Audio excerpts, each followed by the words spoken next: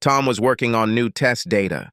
It was boring and time-consuming, but it was the meat of all the work he and his team had done on the test car over the past month, so whether he liked it or not, he was collating and grouping the information for analysis. His phone beeped with a text notification. He saw the screen flash, but didn't pay attention to the sender's name. Several minutes passed before he saw a pause in the data and looked up from the monitor. He picked up his phone and looked at the notification. It was a number that was not registered in his contacts, and although the area code was local, he did not recognize the number. For a moment he considered deleting it as spam, but then he thought he should just open it and see if it was from someone on the team whose phone number he hadn't saved yet. He clicked on the text and a message appeared on the screen. At first he was confused. Who could have sent him a sexual image? But on his phone there was a photo. Too explicit a photo. He read the message. Watch attentively. You still have time. At Bradley's? 18 ow. He read it again. He thought for a moment, then chuckled slightly. It wasn't often that they got the wrong number for sex, and was about to delete the message when he looked at the picture again, and his heart stopped. He didn't notice it at first. On her left leg, so small it was invisible. The tiny mole belonged to Alice, his wife of the last 6 years. He looked at her again, in disbelief, searching for something that could disprove what he had seen with his own eyes. But the closer he looked, the more convinced he was that he was looking at a terribly incriminating photograph of his wife. He read the note again. Bradley's was a local pub, but not the one where the Alice happened. He was in the next town over. But why was Bradley's at 6 in the evening when Alice was on her way to Boston? Her team was preparing a big proposal. The presentation was scheduled for Monday afternoon. The whole team flew in today and were scheduled to meet tomorrow to finalize the proposal, and on Sunday to do a full parade run-through before the actual event. Alice was one of the leaders, so of course she was there to prepare. It was 5:15 p.m. She was scheduled to land in Boston at 4:30. She usually called when she landed, but it was reasonable to assume that she was busy gathering the team and all their equipment and heading to the hotel. He thought about calling, but decided to answer the message first. Nothing original, but quite expected. Who is this? Where did you get this photo from? Should I meet you at Bradley's? He began to pack his things for the day. He decided he would go to Bradley's. He was going to get an answer, one way or another. He wrote Alice a message. How did the flight go? I'm going to have something to eat. Call me when you're free. He was going to keep a low profile and try to figure out what was happening. He was walking to his car when his phone beeped again. Alice, he thought, and opened the phone. The message was a response from the mysterious caller. I'll be there, but I'm sure you'll find someone more interesting there than me. Now his head was spinning. He opened the maps on his phone and quickly walked to his car. It was a 30-minute drive to Bradley, and it was now 5:40 p.m. He will get there shortly after 18 de Ware. He had no idea how critical time was, so he would go straight there and hope he would get there in time for whoever the message writer thought would be of interest to him. On the way, his phone rang again. This time, it was Alice. Crazy time with the team. I'll call you later before bed. Love you. He didn't think anything about it. Their conversation would take place later. He was more interested in the meeting at Bradley's and how the author of the message got such intimate information about his wife. His heart was beating a mile a minute when he pulled into the parking lot at 6:12 p.m. The author of the message had not given him the slightest hint as to who he was looking for, so he assumed that whoever wanted to meet him here knew him and would get in touch. But it was the comment that there was someone more interesting there that caused him the most concern. The author of the message clearly knew something that he didn't, and he felt like he was being set up, but he couldn't think of any other way to figure it out. His insides were in turmoil because of the photograph. He trusted her completely, and their sex life was great, or so he thought. But there was only one way for someone to get his wife's photo, and he was going to find out in about 5 minutes. And the thought of the finality of this answer made him afraid. He stepped inside and turned his gaze to the dim lighting. Not knowing the pub or its layout, he stepped away from the door for a moment and surveyed the surroundings. In front of it was a large dining room, and to the left of it was a bar. He walked to the bar, found a seat at the end, and sat down. The bartender had just finished filling the order of a well-dressed customer and approached Tom to take his order. He asked for a draft and turned to look at the dining area. His attention was drawn to a man who had just taken his order and was walking across the dining room floor towards a table full of smiling people. Then he saw what the poster had been hinting at. Alice was sitting at the table, accepting a drink from a well-dressed man, smiling and dressed to impress in her little black dress. And pearls. He was on autopilot. He stood up and walked over to the table where Alice was sitting. He was 2 steps away from her when she saw him. Her face turned from an open smile to a frightened look. He didn't slow down. As Tom approached the table, he grabbed the well-dressed man's hair with his left hand. He yanked back sharply, and the well-dressed man dropped his drinks and stumbled backwards, losing his balance and crying out in pain. As he pulled the man past him, he let go of his left hand and prepared to throw a right punch to the face, but realized that the man's backward movement was too fast, and he was out of range, falling on his butt before Tom could engage him. The battle. He took 1 step towards him and recognized him. "Don't get up, Pete," said Tom. "I'm serious." The previously well-dressed Pete looked up from his drink-soaked suit, lying in a crumpled heap at Tom's feet. He nodded, but didn't move or speak. Tom looked back at Alice. The whole table was silent. He recognized several people. They were all part of Alice's team and came to his house to eat and get together. Perhaps loyalty to the team trumps infidelity, he thought. Except for one person. Someone sitting in front of him at that moment was there, knew the truth, and decided to tell him. He thought about finding out who it was, but only for a moment, and then decided it wasn't worth pursuing. "I'm going home. If you expect any chance of saving our marriage, you will come home now." She nodded and started to rise, but he raised his hand. "Better give me a minute to leave." Before he turned to leave, he looked at Betty Wilson sitting next to Bob Thornton. "Betty, Bill thinks you're in Boston too." "Bob, is this what Hannah thinks?" They lowered their eyes. They could not meet his gaze, much less answer his question. Is the whole team really sleeping with each other? He thought. Unfortunately, he knew that at least one of them was. The journey home was automatic. He seemed surprised to find himself in his driveway without even realizing it. He entered the house, took a beer from the refrigerator, and sat down in the living room. He knew Bill Wilson and Hannah Thornton. He didn't recognize the other 2 couples. There were 4 couples in total. He debated whether to call Bob or Hannah. He realized that he didn't want to talk and didn't know much, but at the same time, Betty and Bob were lying and assessing the situation. He decided to write to them. He quickly sent a note to both of them. "Just found out from Alice who the team's travel plans appear to have changed. Better call for news. Well, now they know something happened and they can decide whether to investigate it further or not. At least his conscience was clear." About 20 minutes passed when he heard the garage door open and Alice drove into the garage. He was waiting in the living room. She walked in, still wearing her little black dress but without her shoes or jewelry. She seemed calm as she walked into the living room and sat down opposite him on the sofa. He was silent and waited for her to begin. He knew that silence is a powerful tool in any discussion. He decided that the silence would last as long as necessary. It didn't take long. Alice seemed ready to explode. "It's not what you think," she began. He raised his hand to silence her. "You have absolutely no idea what I think about what I saw this evening," Tom replied. "I don't need much backstory. We are both engineers. I think you know as well as I that there is no real or objective answer to any question, why. This is simply a rationale to mitigate poor results. So I won't even ask, why.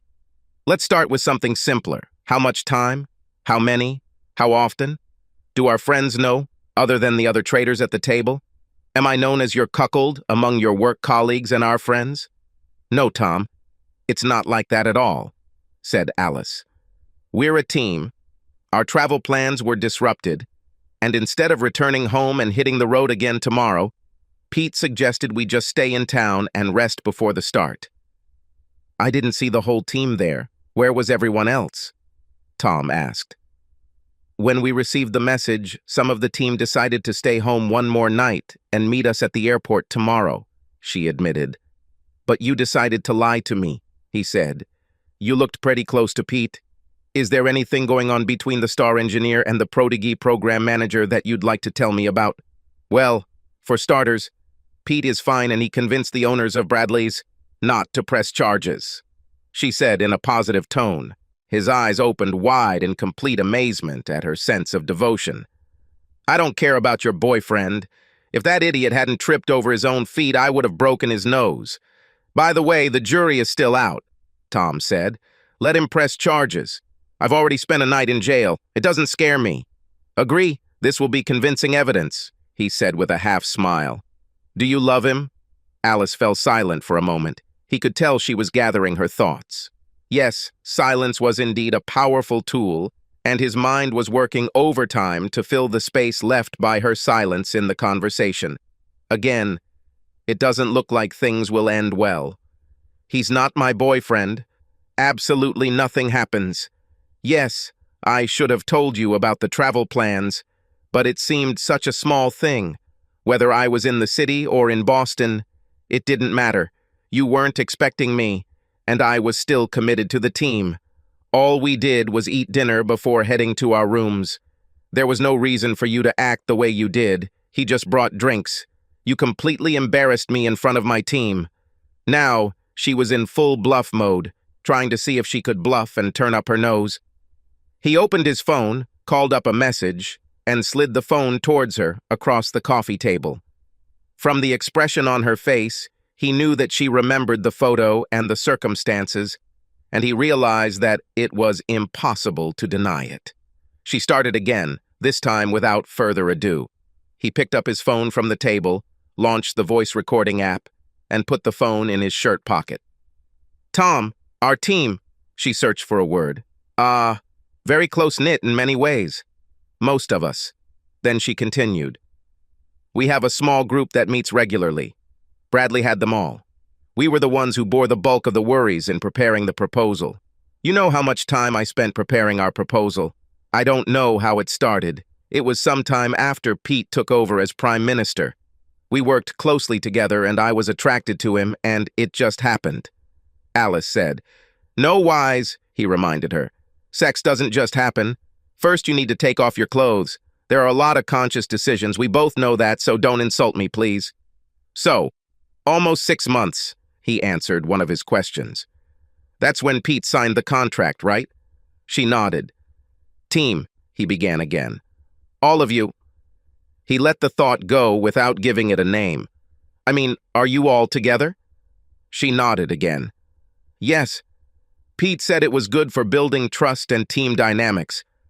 Is this what he said to convince you all to start a sex team in the company? Now you're being rude. It's much more than that. I feel so connected to Pete and my team, more than ever before. Alice's bravado was making itself felt again. He had a bad feeling that nothing good would come of this. Unfortunately, you will be able to see some personnel changes in your team, Tom said. What did you do? Alice gasped. Tom, if you tell anyone else, it will ruin even more lives. Let them decide for themselves. We must accept it. Alice, you should know that I cannot be an accomplice with my silence. I like Bob and Hannah. In fact, I like them a lot better than Betty and Bill now, he added. I wrote to them that my travel plans seem to have changed. How your friends answer their spouses and how their spouses accept these answers depends only on them. I can sleep peacefully with my decision. Tom, we have the most productive team in the history of Cramerica, Inc. She almost shouted at me. And you benefited too, mister. Just because we had team planning meetings on Wednesdays doesn't mean you missed out. I never turned you off. You always had access to me whenever you needed. So, I was having fun with my team a little earlier, and you never knew. That photo you showed me, do you want to know about it? Now she was mocking him. So now just because you know, and just because your poor ego is hurt, you want to trivialize everything that me and my team have achieved. Alice hissed. She got angrier and angrier. It turned me on. Tom felt his heart rate increase as Alice continued to defend her team's driving force, and he also grew angrier. For a moment, during the ride home from the Bradleys, he thought that if this was just one time with Pete, then maybe he could forgive her. This thought has long since died a bloody but quick death. He didn't need to hear anything more. He didn't want to hear anything more, but she continued. "No, sir. We won't let you get away with it. You should text Bob and Hannah back and let them know you heard from me and we're stuck in Atlanta but have flights booked for the morning. This is the story that Betty and Bill are going to use, and you are going to support them. So help me," she shouted. "There are tens of millions worth on this deal, and your grievances don't mean a damn thing. Send a message, and then we'll talk about what we should do next." "What next?" Tom shouted. "There will be no further. Are you going?" "Now. You, your sick team, and your leader, Pete, can continue as you wish. We're done. I'll find a lawyer this week and sort everything out. It's a simple 50-50 split. You keep your pension, I keep mine," Tom said. "Leave. You have reservations in the city. Use them. Go to Boston and get another amazing win for you and your team." "Tom, please send these messages," Alice said in a much softer tone, pleading with me. "If we lose Betty or Bill before the presentation, the company could lose millions. You and we could lose tens, maybe hundreds of thousands in commissions and bonuses. Just think where we could go with this money. Just you and me. Forget about this misunderstanding. Please, Tom, don't let some unfounded fears about casual sex get in the way. Pete says I'm on the fast track to CEO status. I just need to keep doing what we're doing for a few more years. Don't you want this for me? For you?" she asked. "Alice, just go away." He barely had time to speak when he was hit hard in the back, and the wind knocked all the strength out of him as he continued to lie on the floor with a knee in his back. "Don't hurt him," Alice said. "Too much," she added. "So the jury is still out on the fact that my nose was broken, huh?" Pete said, leaning down and placing his face next to mine as I lay pinned to the floor. "Alice, there must be a transmitter," thought Tom. "Now I know whose team she's fighting for. Let's see whose nose gets broken," Pete grinned. "Take his fucking phone and type these fucking texts from him. We don't have time for this shit." Someone picked him up from the floor. Only one person. He deliberately pretended to be offended, forcing the guy behind him to use a lot of strength to pull him to his feet. This gave him some necessary information. His opponent was a weak office bastard, wheezing from the effort it took to get Tom to his feet. Tom recovered his breath after being made a punching bag and returned to the game. Unlike Pete and his team of well-groomed salesmen, Tom's team worked in the field with the 160th SOAR Detachment out of Fort Campbell, California. Oh, his group of engineers weren't anywhere near their league, but after spending time with the crews on test missions, the team was invited to work their bellies off the Pillsbury test, under the guidance of some tough guys who flew missions in airplanes, modified by his team, especially for them. If these people appeared on your doorstep, it meant that they had been sent there, and your days on Earth had come to an end. Tom and his team created the devices needed to get into hotspots and, more importantly, get out of them. Tom's team was proud that their modifications helped complete the mission and bring everyone home.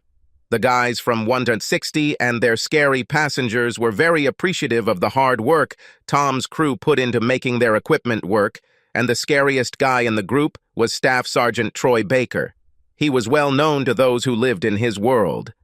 Everyone, from tramps to coronels, showed him the respect he earned by accompanying his men on missions around the world. He was well known for never leaving anyone behind. This reputation was cemented forever during the mission to Colombia. Staff Sergeant Baker told the young lieutenant platoon leader to stay close. It was the lieutenant's first mission, and Staff Sergeant Baker thought he was doing well for a newbie when FARC rebels opened fire and ambushed their team. They were able to fight them off, but then he looked back and saw the lieutenant lying on the ground, bleeding from a head wound. "He lost consciousness," the medic said, checking his vital signs. Baker knelt down and picked him up in the fire carrier. "He's gone," the doctor said again. "Perhaps," he said, "but he will still come home with us." The medic looked at him as if he had just lost his mind. There were still more than 5 treks to the landing site. Through a dense forest, they would be lucky to come back with their ass. But carrying a dead guy, what was this guy thinking? The senior sergeant read his thoughts. "I would do the same for you, Billy," he told the medic. "Stay close in case I need you." What happened became legendary. When they returned to base, the doctor met them as the helicopter landed. The medic explained to the doctor that the lieutenant bought him. The doctor nodded his head and took a flashlight with a pen from his pocket.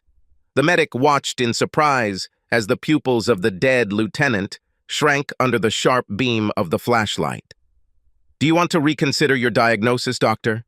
the doc asked the medic as they hurried the revived lieutenant into the operating room. He was one of those guys who never gets old. He didn't say much, but when he spoke, everyone listened to him. He was trash. In an era of cheapness, simplicity, and disposability, he was none of these. It was handcrafted and unique, and Tom and his team seemed to have a special interest in it. During the long hours of downtime between missions, the staff sergeant showed his appreciation by teaching Tom and the team basic but effective hand-to-hand defense techniques.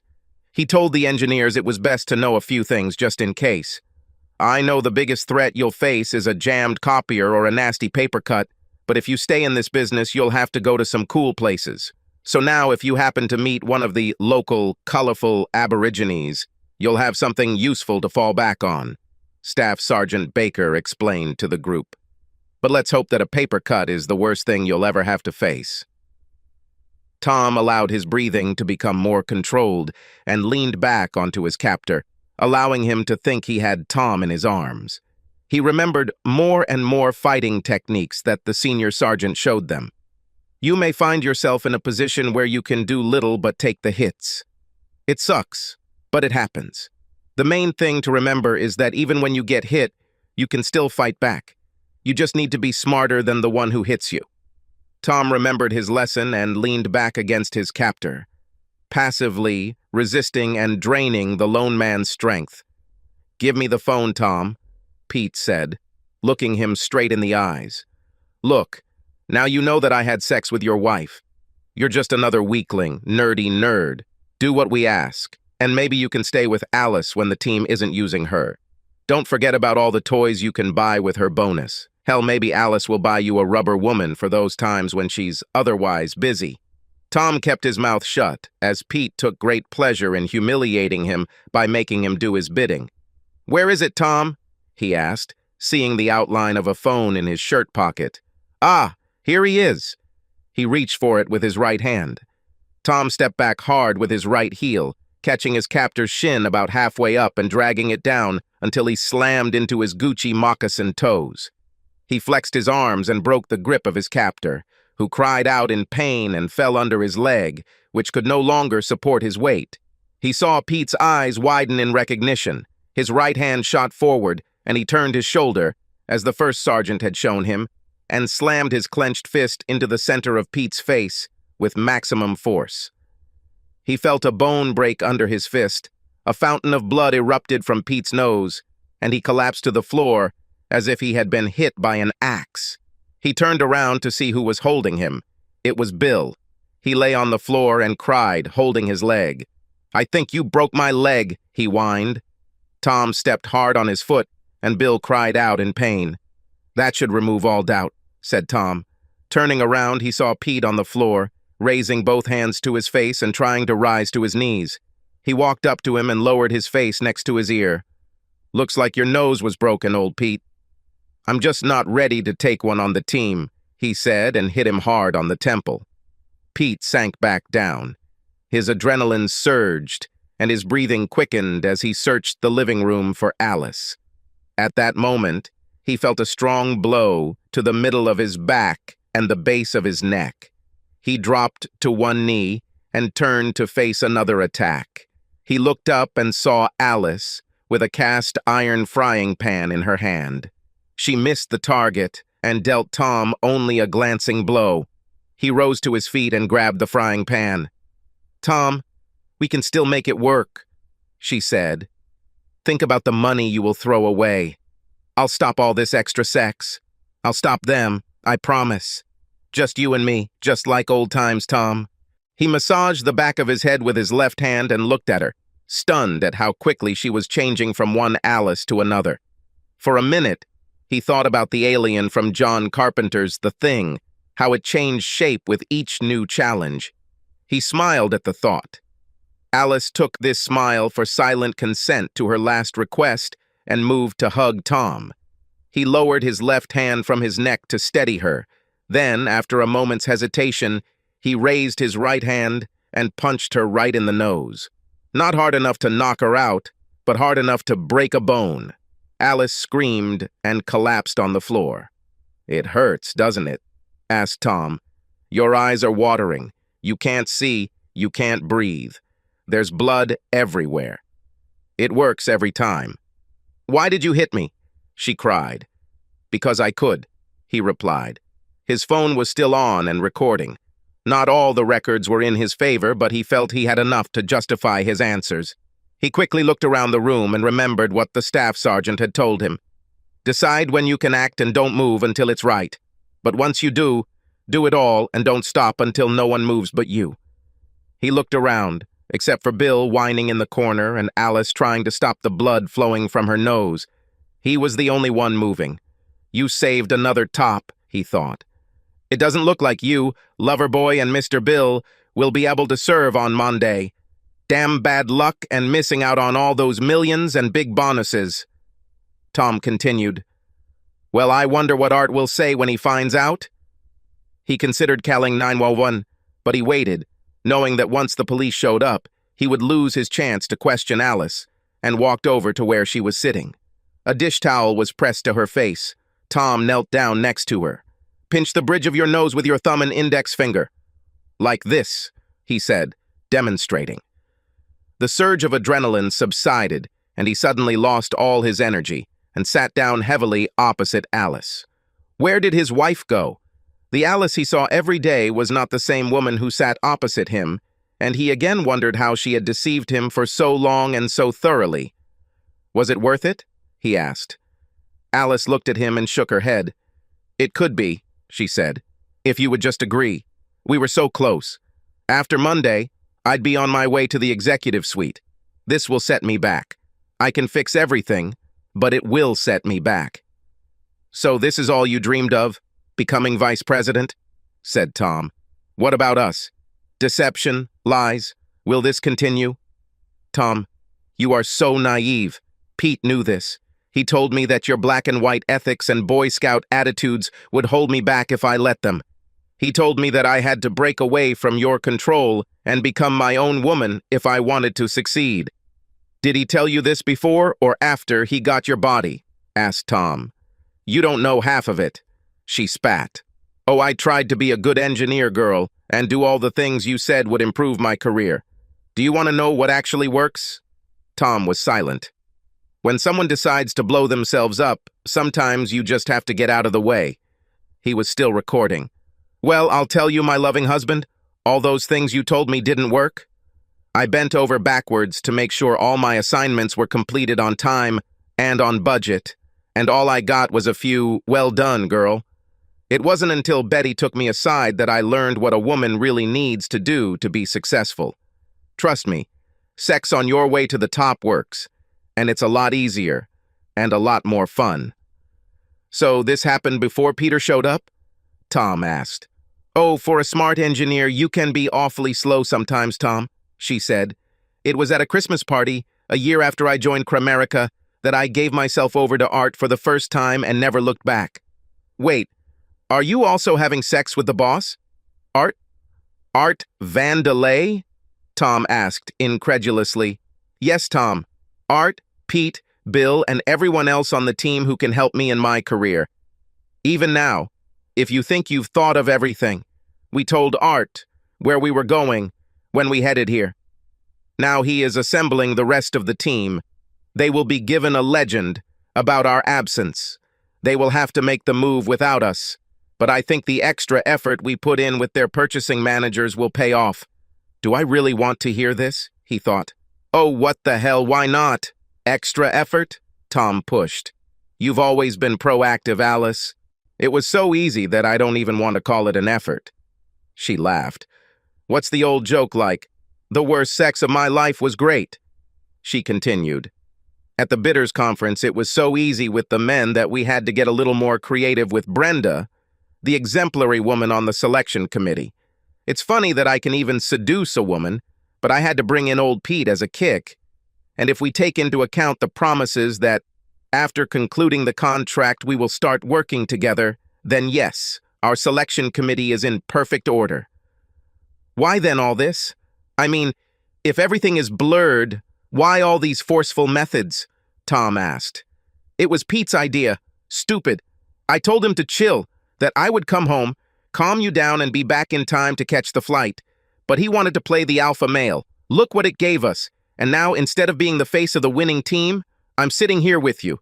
Like I said, this can be fixed, but it will set me back." "You wouldn't buy me so cheap," he said. "Maybe not," Alice replied. "But I would still fly." "Well, now you definitely won't fly," he said. Remembering that Pete seemed so knowledgeable, he decided that Alice must have a transmitter with her. "Art, are you listening? I'll call the police now. I'm sure there are several felonies involved, and we haven't even begun to go down the rabbit trail of fraud." "This is a federal contract, isn't it, Alice?" Tom asked rhetorically. "Yes, the feds don't really follow, as you put it, extra efforts. I'm sure you have excellent lawyers and all that, but maybe there is an alternative?" He left it alone.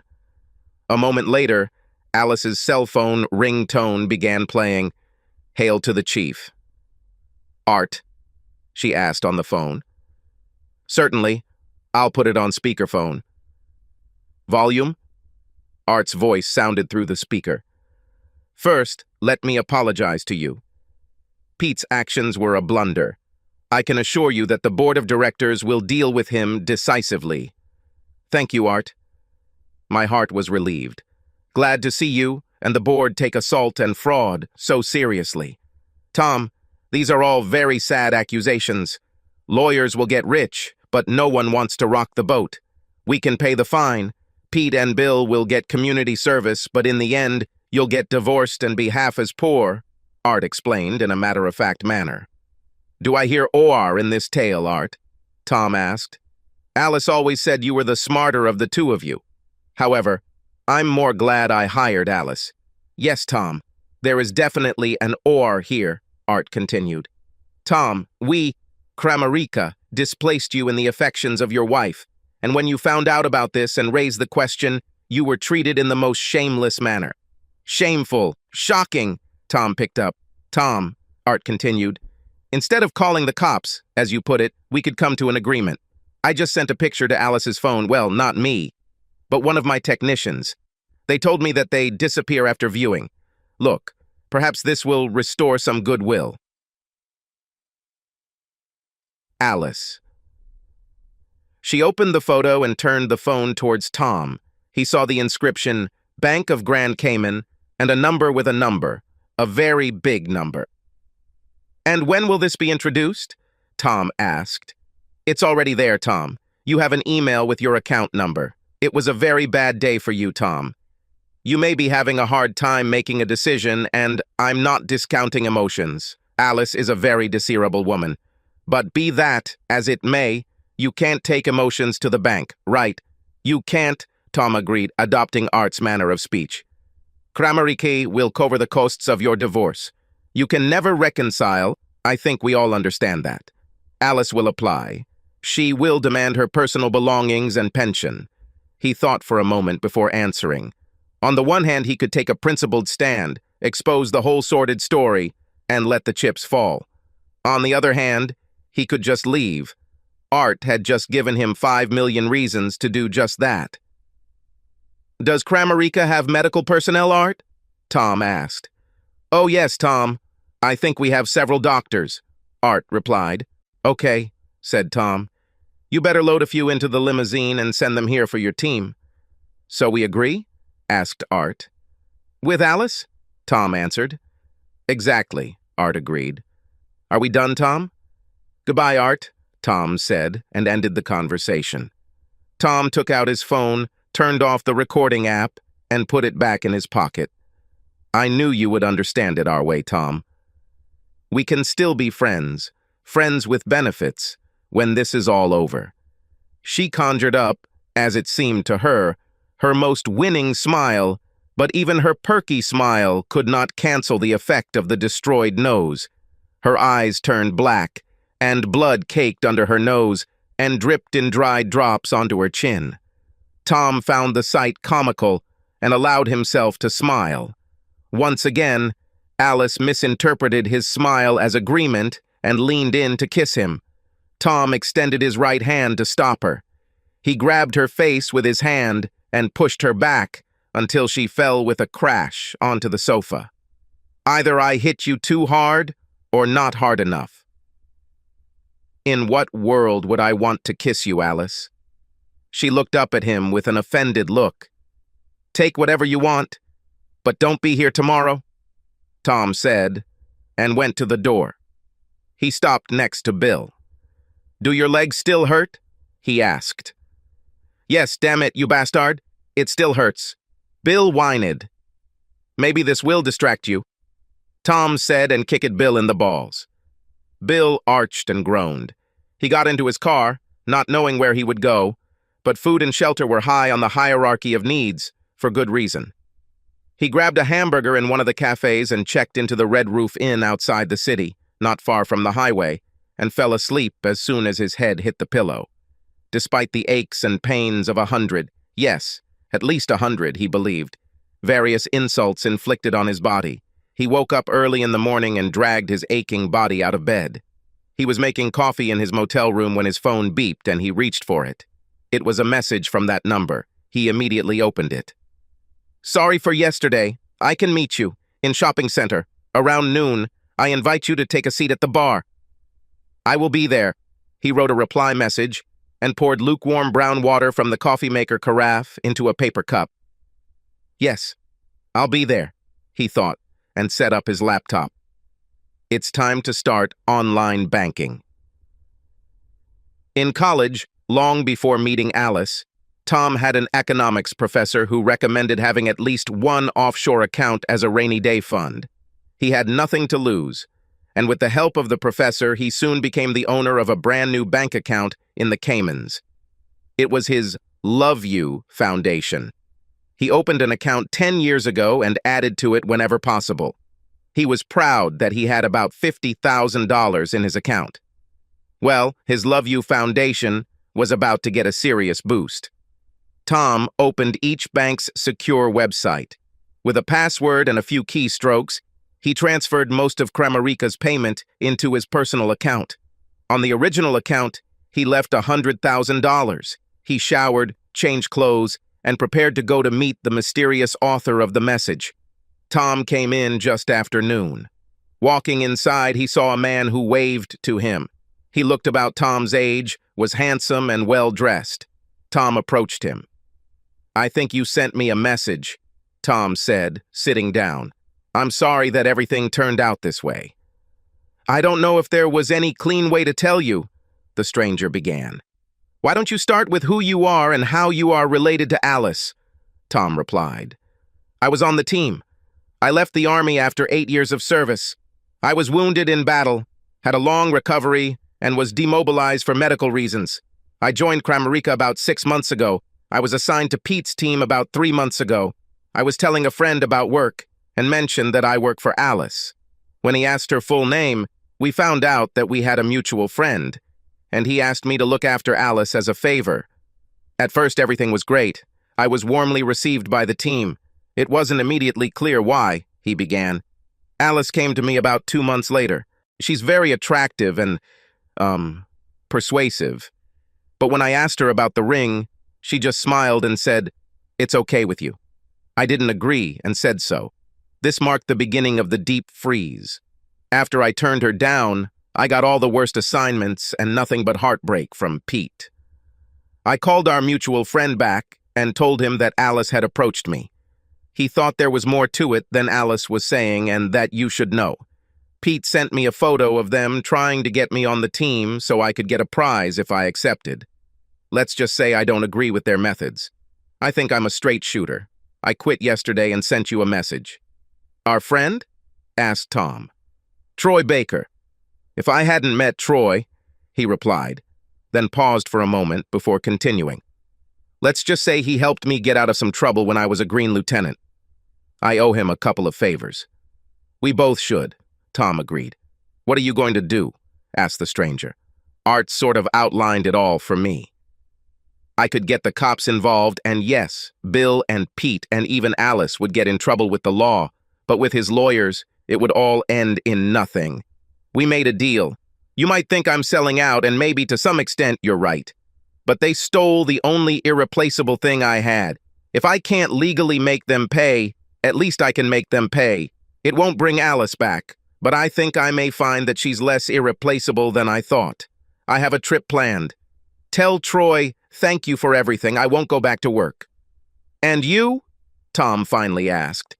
"Well, Troy always spoke highly of Baxter Inc., and now that you're gone, they might need another engineer. I think you'll find that they do things a little differently at Baxter. You might like it better. The work is challenging, but the added benefits don't compare to what Tony's team was offering." Tom smiled. "I think I can live with this." The stranger stood up. Tom did the same. They simply nodded to each other and left without another word. On Monday, Tom had just checked in for a flight to Costa Rica. Tamarindo would be a good place to unwind a bit, he thought. He headed toward security and saw a mailbox ahead. He reached into his pocket and pulled out an envelope addressed to the U.S. Department of Justice, Washington, D.C. Inside was a flash drive with a recording. Perhaps they will be interested. Who knows, he thought. Maybe Art's lawyers aren't as good as he thinks. He dropped the envelope into the box and walked to the security line. 9 months later, Volume sat at his usual table in a cafe. Anna, lovely as always, brought him his cerveza. "Thank you, dear," he said, and raised the bottle to his lips. He received mail. He was still holding the envelope in his hands. There was no return address. He wondered who found him. He wasn't going to take any difficult steps to stay undetected, but finding him in a small town on the Pacific coast of northern Costa Rica might require some resources that weren't available to the average guy. His first thought was that Art's people had found him. He left it at his home for 2 days. He was sure it wasn't a bomb, but he couldn't be too careful. "Carlos?" Tom turned to the owner of the cafe. "Do you have knives?" "Si, Mr. Tom." Tom handed over the envelope and took a few steps back. "You can never be too careful," he thought, as Carlos opened the envelope. He handed it to Tom, who thanked him. He took another sip from his bottle of beer and turned the envelope over. Several sheets of paper fell on the table. He picked up the note. "Thought you might be interested." That was all that was written in the note, and instead of a signature, a telephone number was indicated, the same number. Troy would have the resources to find him, he thought. "I can live with this." He turned over another sheet of paper. It was a copy of an article from a newspaper with a photograph. The photo showed Pete, Bill, Alice, and Betty being led out of the Kramariki building in handcuffs. The title of the article read, "4 accused of multi-million-dollar procurement fraud." He smiled. Maybe Art's lawyers aren't what he thought, he told himself, a habit he had acquired since his Spanish was weak and his English was not widely spoken. He liked to hear English spoken, even if it was just talking to himself. "Anna, another beer, please." He held out his empty bottle. "See, Mr. Tom." "Thank you, Anna," he said, accepting the beer, taking a sip and looking out at the deep blue Pacific Ocean. Subscribe to our channel so that your second chaff doesn't cheat on you, and go ahead and listen to the next story, because this story is nothing compared to the next one. If you're under 18, don't even think about listening to the next one.